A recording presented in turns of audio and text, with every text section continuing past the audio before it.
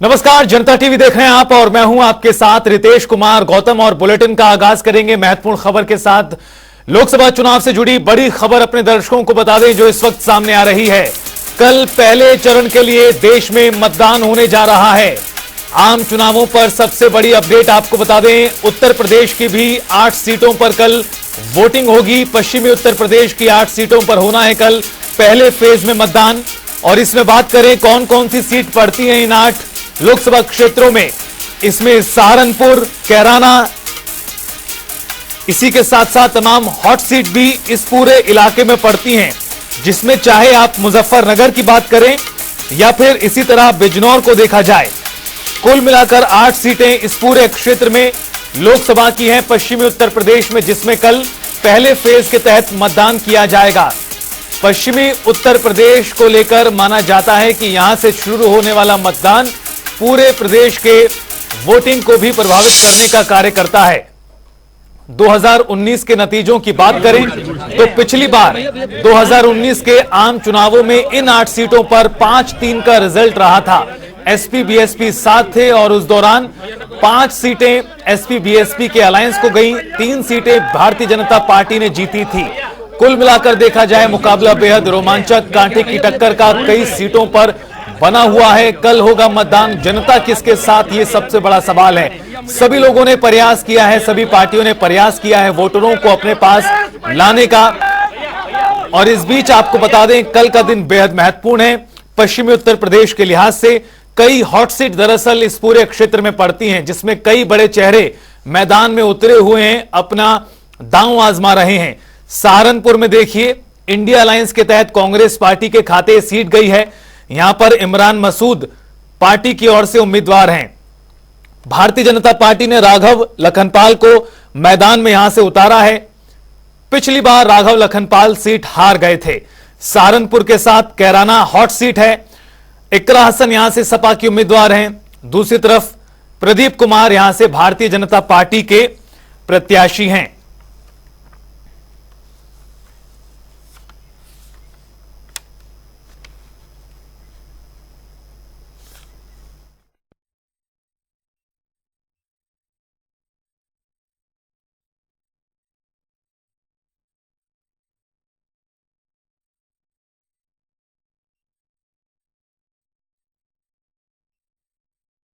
तो आपको बता दें कि कल का दिन बेहद महत्वपूर्ण है। पश्चिमी उत्तर प्रदेश की 8 सीटों पर मतदान होना है। मुद्दे किस तरह के रहे या फिर लहर में मतदान होने जा रहा है, यह भी देखना बड़ा दिलचस्प रहेगा। ग्राउंड जीरो से हमारे तमाम सहयोगी लगातार हमारे साथ जुड़ रहे हैं, पल पल की अपडेट हमारे साथ साझा कर रहे हैं। आपको बता दें हमारे साथ मुजफ्फरनगर से हमारे सहयोगी पवन अग्रवाल हमारे साथ जुड़ गए और साथ ही साथ रामपुर से सुरेश कुमार हमारे सहयोगी हमारे साथ जुड़ेंगे और पीलीभीत से हमारे साथ धर्मेंद्र चौहान जुड़ गए हमारे सहयोगी। सबसे पहले पवन, आपके पास आते हुए, मुजफ्फरनगर सीट बेहद ही हॉट सीट में शामिल है। अब देखिए संजीव बालियान यहां से मंत्री भी रहे हैं, कई बार के सांसद हैं, लेकिन सपा के हरेंद्र मलिक माना जा रहा है कड़ी फाइट उन्हें देते नजर आ रहे हैं। और साथ ही साथ जिस तरह का एक बड़ा वर्ग इस तरह का माना जा रहा है जो भाजपा से नाराज है। कुल मिलाकर देखा जाए क्या परिस्थितियां अभी ग्राउंड पर बनी हुई हैं, परिस्थितियों के साथ साथ यह भी बताएं कि मुद्दे किस तरह के हावी हैं। रितेश, मैं आपको बता दूं मतदान होता रहा है और यहाँ के बीजेपी पता संजीव बालियान है, गठबंधन पता हरेंद्र मलिक है। दोनों में कड़ी टक्कर है, लेकिन साथ ही साथ यहाँ के बसपा के जो प्रत्याशी है सारा सिंह प्रजापति, वो भी चुनाव में एंट्री कर चुके हैं और लगातार उन्होंने भी मुकाबला है। वोट और दलित वोट पाले में चले जाएगा, वो चुनाव जीत जाएगा। 6.5 लाख के करीब यहाँ मुस्लिम वोट है, 2 लाख के करीब दलित वोट है, 1 लाख के करीब यहाँ वाल्मीकि वोट है। ये वोट महत्वपूर्ण रखते हैं। चुनाव के अंदर लगातार तीनों प्रत्याशी जन समर्थन कर रहे हैं, जनसंपर्क कर रहे हैं। कल चुनाव प्रचार 5 बजे खत्म था, उसके बाद से लगातार पोलिंग पार्टियां आज सुबह से रवाना अपने अपने क्षेत्रों में उठे जहाँ कल मतदान हो रहे हैं। कड़ी टक्कर होगी। कुछ लोग यहाँ नाराज थे, काफी नाराज था। खेड़ा में सरदरा में पंचायत, उसके बाद कुंडली में समर्थन में संजीव बालियान ने पंचायत हुई। कल बिलाल सिंह में ये बड़ा ठाकुर बाहुल्य क्षेत्र है, सुरेश राणा कैबिनेट गन्ना मंत्री थे, उन्होंने पंचायत के ठाकुर को बनाया और ठाकुर को बीजेपी के पक्ष में किया रितेश। तो वही मैं आपको बता दूं, जो लोग भी नाराज अगर भारतीय जनता पार्टी के संजीव बालियान प्रत्याशी से है, वो धीरे धीरे कहीं ना कहीं अब साल होते नजर आ रहे हैं, उन्हें मना। यानी आप कह रहे हैं कि कहीं ना कहीं भाजपा का प्रयास कामयाब होता नजर आ रहा है। एक और सवाल है मेरा पवन आपसे, जो 2019 और 2024 में बहुत बड़ा बदलाव है, उसके बाद मैं अलग सहयोगियों के पास जाता हूं। अब रालोद इस बार भारतीय जनता पार्टी के खेमे में है, कितना बड़ा फर्क इसका पड़ रहा है भारतीय जनता पार्टी के नजरिए से देखें और नुकसान के नजरिए से सपा को कितना नुकसान है इस बार? और 2019 से चौधरी अजीत सिंह जो रालोद रहे हैं, वो भारतीय जनता पार्टी के संजीव बालियान के सामने थे। दोनों ने चुनाव लड़ा था, तब भी गठबंधन था, तभी बसपा सपा रालोद एक तरफा थे अजीत सिंह के साथ, और केवल इधर बीजेपी थी। संजीव बालियान प्रत्याशी अजीत सिंह आमने सामने चुनाव लड़े, बड़ा कांटे का टक्कर हुआ था। 2014 के अंदर 6 लाख वोटों से संजीव बालियान जीते थे, लेकिन वही 2019 के अंदर वो 6,000 के करीब वोटों से जीते थे। अब रालोद ने भाजपा के साथ बैठक किया है, गठबंधन एनडीए में चला गया है, साबित हुआ है।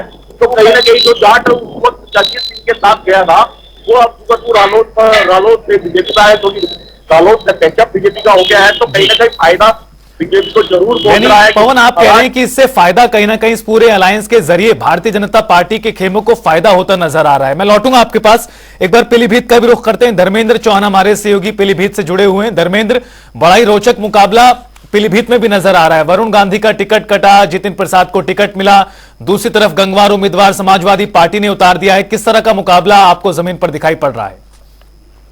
जी बिल्कुल, तो आपको बता दूं कि यहाँ पर अगर बात कहें तो पहले तो जो है हॉट सीट बोली जाती थी, क्योंकि वरुण गांधी और मेनका गांधी का यहाँ गढ़ था, गढ़ कहा जाता था। लगातार जो है 30 से 35 वर्ष उनका कब्जा रहा है यहाँ पर। लेकिन अब आज की डेट में अगर देखा जाए तो पीलीभीत वीवीआईपी सीट बन चुकी है, क्योंकि यहाँ पर बात करें जो प्रदेश सरकार के कैबिनेट मंत्री हैं, यहाँ पर ब्राह्मण समाज से आते हैं, शाहजहांपुर के रहने वाले हैं, तो उनपे जो है भरोसा जताया है जितिन प्रसाद जी पे।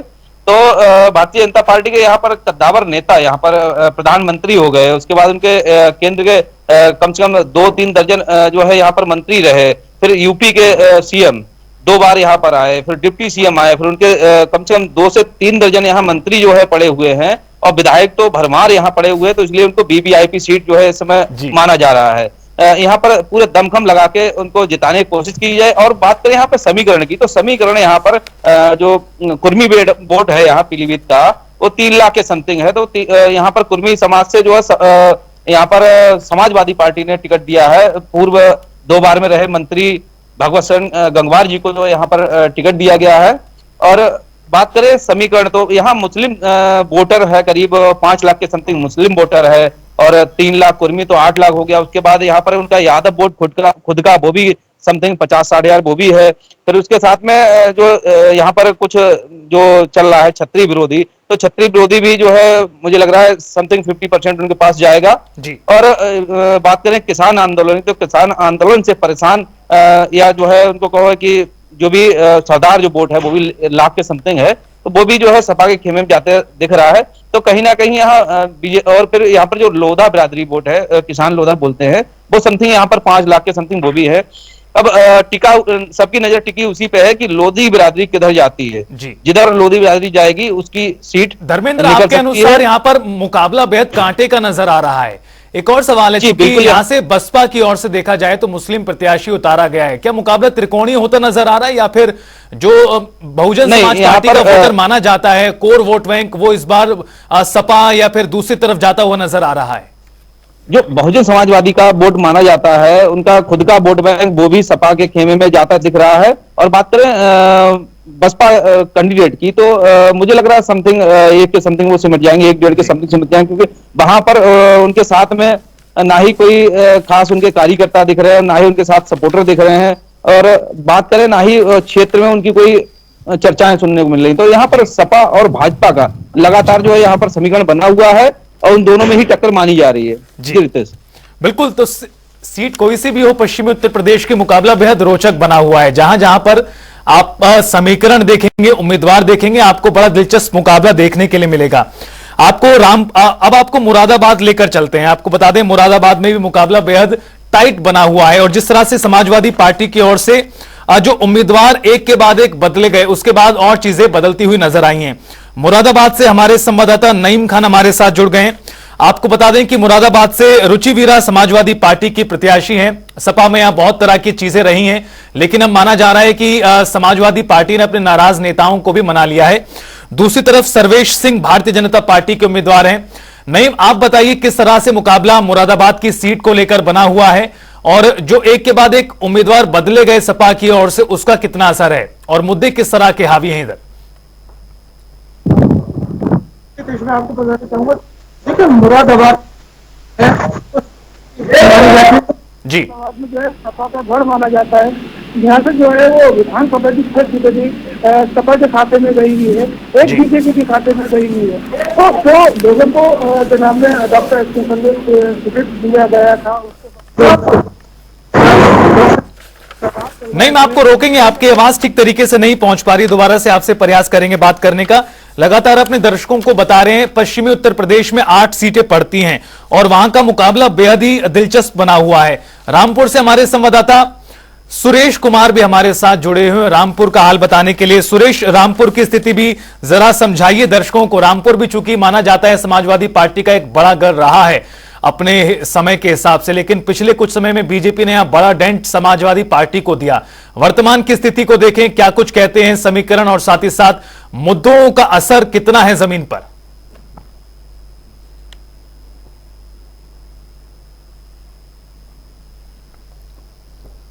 सुरेश, क्या आप तक आवाज पहुंच पा रही है? लगता है सुरेश तक आवाज नहीं जा रही है। पवन, एक बार फिर से आपका रुख करेंगे। मुद्दे भी बताइए जरा किस तरह के जमीन पर हावी हैं, क्योंकि दोनों तरफ से जो अलायंस बना है अपने अपने मुद्दों को लेकर धरातल पर उतरा हुआ है। पश्चिमी उत्तर प्रदेश में गन्ना एक बहुत बड़ा मुद्दा रहता है, कानून व्यवस्था एक बहुत बड़ी समस्या रही है। इन दोनों मुद्दों को लेकर लोगों का क्या मानना है? और साथ साथ एक और सवाल जो बड़ा महत्वपूर्ण है, किसान आंदोलन का प्रभाव कितना है इस पूरे क्षेत्र में? इसमें आपको बुझा दूं,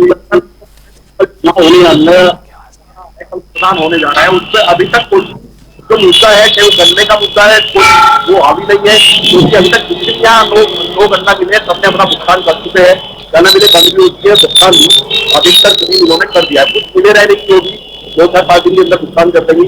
रही किसान आंदोलन की बात, तो किसान आंदोलन का इस चुनाव पर कोई फर्क नहीं पड़ रहा है। किसान राजधानी सिसोदी यहाँ है, सिसोदी में लगातार जो सभी पार्टी के प्रत्याशी, चाहे वो संजीव आजान हो, हरिंदर मलिक हो, धार्मिक प्रजापति हो, वो लोग जाकर वहाँ आशीर्वाद ले रहे हैं। नरेश के सीधा, राकेश के सीधा आशीर्वाद ले रहे हैं, क्योंकि आपको बता दूं तो राकेश के तो नरेश के है वो बालियान खाप से चौधरी है, और संजीव बालियान भी बालियान खाप से आते हैं। तो कहीं ना कहीं वो हर कोई चाहता है कि वहाँ का आशीर्वाद हमें जरूर मिले, मोदी का आशीर्वाद मिले तो चुनाव जीत पाएंगे। लगातार सब लोग वहां जा रहे हैं, तो कोई किसान आंदोलन का कोई असर इस चुनाव पर नहीं है, ना गन्ने का कोई असर है। मुद्दे की अगर कुछ बात करी जाए तो मुजफ्फरनगर में सड़कें विकास, संजीव बालियान जो सांसद रहे हैं 2 बार के और 3 बार चुनाव लड़ रहे हैं, बहुत अच्छा विकास हुआ। चारों तरफ कई नेशनल हाईवे बने हैं, सड़कें गाँव गाँव तक पहुंची है। जब हम लोग क्षेत्रों में जाते हैं तो कुछ खाली सड़कों से होकर गुजर जाते हैं। तो कहीं ना कहीं कोई मुद्दा इस तरह का भारतीय जनता पार्टी का नहीं है कि वो हावी संजीव बालियान पर है। पवन, क्षत्रिय समाज की नाराजगी का जो मुद्दा काफी समय से हावी रहा है, उसका कितना असर इस पूरे क्षेत्र में? चूंकि कहा यह भी जा रहा है कि इस सीट को लेकर फाइट बहुत ज्यादा कांटे की नजर आ रही है। क्षत्रिय समाज की अगर नाराजगी की बात करें तो यहाँ पर 2-3 प्रकरण मूर्ति लगाने को रहते हुए है, जो क्या नाम उसमें आगे से मंदिर की परमिशन लेनी पड़ती है, मूर्ति की परमिशन लेनी पड़ती है प्रशासन से, या ऊपर सरकार लखनऊ से लेनी पड़ती है। तो उसको लेकर यहाँ विरोध संजीव बालियान का हुआ कि संजीव बालियान ने वो मूर्ति नहीं लगने दी या वो मंदिर में मूर्ति स्थापित नहीं होने दी, लेकिन वो सरकारी अमला सारा एक उसका होता है, प्रोटोकॉल का होता है, तो आरोप संजीव बालियान पर लगते रहे, लेकिन संजीव बालियान ने उन आरोपों को बेबुनियाद बताया। कल अब एक ठाकुर की पंचायत में थे, तो जो मूर्ति लगाने का विरोध संजीव बालियान के ऊपर जो आरोप लगा था, उन्होंने वहां जुड़ाव प्रसाद से उन्होंने क्लियर किया कि संजीव बालियान ने ही सरकार से और प्रशासन से कहकर वो जो मंदिर की मूर्ति थी वो लगवाई थी। तो संजीव बालियान का ठीक है, आप कह रहे हैं कि इसका भी ज्यादा कोई प्रभाव है ऐसा पड़ता हुआ नजर नहीं आ रहा है। नईम खान एक बार फिर हमारे साथ जुड़ गए। नईम, मुरादाबाद का हाल बताइए, किस तरह के यहाँ पर जातीय समीकरण, साथ ही साथ मुद्दे किस तरह के हावी हैं, और कल होने वाले मतदान से पहले किस तरह का माहौल है?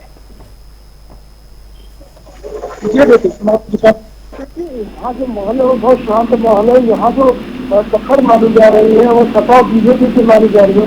मुरादाबाद का जो गढ़ है वो सपा का गढ़ माना जाता है। मुरादाबाद की विधानसभा में जो है वो सपा को ही कब्जा रहा है। इससे पहले भी जो है डॉक्टर एस.सी. हसन सांसद रहे मुरादाबाद से, और इस बार जो है वो मुरादाबाद के सांसद को टिकट मिला था डॉक्टर एस.सी. हसन को। उनको टिकट काट दिया गया था, उनकी जगह जो है ऊंची हीरा को टिकट दिया गया था। इसके वजह से डॉक्टर एस.सी. हसन कुछ नाराज चल रहे थे, तो वो उनका ये कहना था कि मैं जो है वो इलेक्शन नहीं लड़ा ऊंची हीरा था। लेकिन कल मुख्यमंत्री पूर्व मुख्यमंत्री जो है अखिलेश यादव कल मुरादाबाद आए थे, और उसके बाद में जो है उन्होंने जितने भी नाराज लोग थे अपनी पार्टी में, उनको सबको मना लिया है। और अब जो है वो सारे के सारे सपा को बिल्कुल नईम, यानी कह सकते हैं कि जो पश्चिमी उत्तर प्रदेश में कल 8 सीटों को लेकर वोटिंग होनी है, यहां पर मुकाबला बहुत रोचक और कुछ सीटों पर कांटे की टक्कर का भी नजर आ रहा है। आप एक आखिरी सवाल धर्मेंद्र आपसे रहेगा, यहां पर कल मतदान होना है, उससे पहले माहौल किस तरह का है? मुद्दे हमने बात की, या फिर जिस तरह से एक के बाद एक बड़े नेता उतरे हैं प्रचार करने के नजरिए से, वो बहुत कुछ बताने का काम कर रहा है। वरुण गांधी के टिकट कटने का मुद्दा किस तरह से धरातल पर काम करता नजर आया? जी बिल्कुल, यहाँ पर बात करें मुद्दे की, तो मुद्दा वरुण गांधी का टिकट कटने के पश्चात जो कुछ उनका जो टीम खुद की है, वो टीम जो है कहीं ना कहीं सपा को सपोर्ट करते दिख रही है। और जो है वरुण गांधी का जो खेमा है, अगर उसने सपोर्ट सपा को किया तो सीट निकलना तय है, ऐसा यहाँ पर माहौल है। और बाकी यहाँ पर जो बात करें कल चुनाव को लेकर, तो चुनाव को लेकर यहाँ पर तैयारियां पूरी कर ली गई हैं, सुरक्षा व्यवस्था तैनात कर दी गई है, पोलिंग पार्टियां रवाना हो रही हैं, ऐसी व्यवस्थाएं लगातार जारी है। जी रितेश। बिल्कुल धर्मेंद्र, कुल मिलाकर मुकाबला बड़ा दिलचस्प है इन 8 सीटों को लेकर, और तैयारियां सभी राजनीतिक दलों की पूरी हैं। पहले फेज के मद्देनजर आप चारों सहयोगियों का बहुत बहुत शुक्रिया इस पूरी बातचीत के लिए और ग्राउंड के रियलिटी बताने के लिए। कुछ सीटों पर फाइट बहुत टाइट है, कुछ सीटों पर प्रचार बड़े बड़े नेताओं ने किया है, लेकिन वहां पर धरातल पर कई मुद्दे भी काम करते नजर आए। बहरहाल किसके हक में फैसला करेगी जनता, इसका कल ईवीएम का बटन दबाकर कैद होगा और 4 जून को नतीजे सभी के सामने आएंगे। बुलेटिन में आगे बढ़ेंगे और बात करेंगे एक और बड़ी जानकारी की। लोकसभा चुनाव से जुड़ी हुई एक और बड़ी खबर अपने दर्शकों को बता दें। चौथे चरण के लिए आज से नामांकन शुरू हो जाएगा। चौथे चरण में 13 सीटों को लेकर वोटिंग होनी है। इसमें शाहजहांपुर, खीरी, दौरहरा, सीतापुर में नामांकन, मिश्रिक, उन्नाव, फर्रुखाबाद, इटावा में नामांकन होगा। साथ ही साथ कन्नौज, कानपुर, अकबरपुर, बहराइच की सीटें भी शामिल हैं। चौथे चरण में नामांकन की आखिरी तारीख 25 अप्रैल है।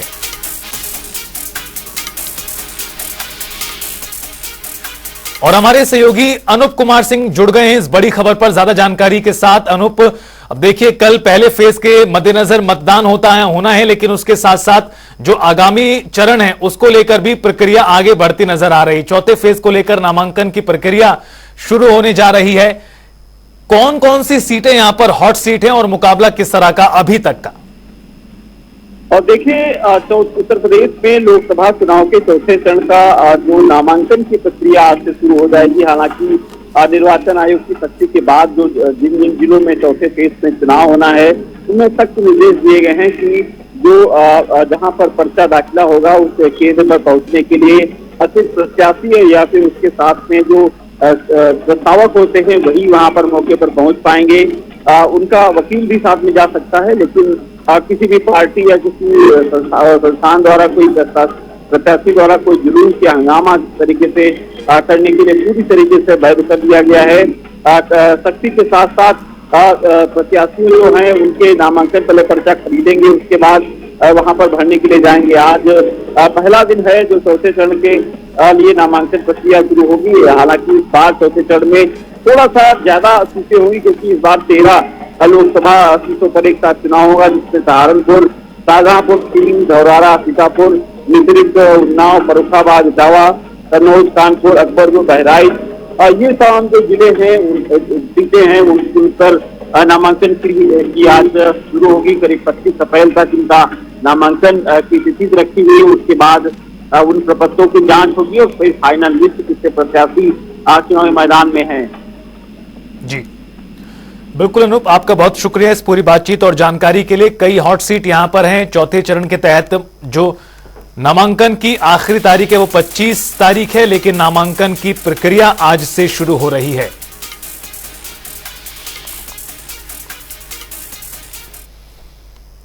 तो वहीं मुख्यमंत्री योगी आदित्यनाथ लगातार ताबड़तोड़ प्रचार प्रसार करते नजर आ रहे हैं। इस बीच 3 जिलों के दौरे पर रहेंगे मुख्यमंत्री।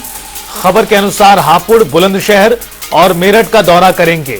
बीजेपी प्रत्याशी के पक्ष में करेंगे जनसभा। दूसरे फेज के मद्देनजर अब प्रचार प्रसार को धार दी जा रही है और इस कड़ी में मुख्यमंत्री योगी आदित्यनाथ बुलंदशहर, मेरठ के साथ साथ आसपास के इलाकों में कार्यक्रम करते नजर आएंगे। 3 जिलों के दौरे पर रहेंगे सीएम योगी आदित्यनाथ, जिसमें हापुड़ शामिल है, बुलंदशहर और मेरठ जिले का करेंगे दौरा और बीजेपी के जो उम्मीदवार इन लोकसभा क्षेत्रों में हैं उनके लिए प्रचार करते नजर आएंगे।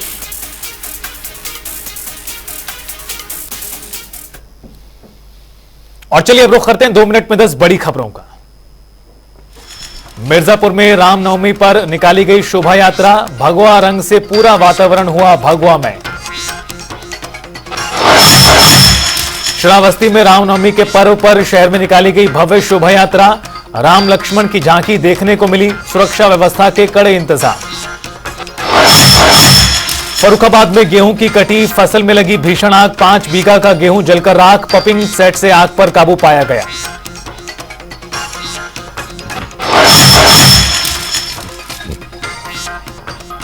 बहराइच में चौथे चरण चुनाव को लेकर आज से शुरू होगा नामांकन। नामांकन स्थल पर होगी भारी मात्रा में पुलिस की तैनाती। 25 अप्रैल तक चलेगा नामांकन। अलीगढ़ में 2 वाहनों के बीच भीषण भिड़ंत, हादसे में एक की मौत, दूसरे की हालत गंभीर, मेडिकल कॉलेज किया रेफर। फर्रुखाबाद में सुरक्षा और भक्ति दिखी साथ, रामनवमी पर सुरक्षा व्यवस्था को लेकर सक्रिय दिखे पुलिस अधीक्षक। चौथे चरण में लोकसभा चुनाव के लिए आज से शुरू होगा नामांकन। सुरक्षा व्यवस्था के कड़े इंतजाम, डीएम और एसपी कलेक्ट्रेट में तैयारियों का जायजा लिया गया। एटा में सुन्ना नहर पुल पर हादसा, सड़क हादसे में 2 बच्चों सहित 4 की मौत, 4 घायल। नींद का झोंका आने से कार डिवाइडर से टकराई। विंध्याचल मंदिर में आदिवासियों ने निकाली शोभा यात्रा, माता विंध्यवासिनी का किया दर्शन, आदिवासी समाज के लोगों ने अपनी भाषा में गाए गीत। बाराबंकी में रेल ट्रक पर मिला प्रेमी जोड़े का शव, हत्या कर शवों को रेलवे ट्रैक पर फेंके जाने की आशंका, पुलिस कर रही तफ्तीश।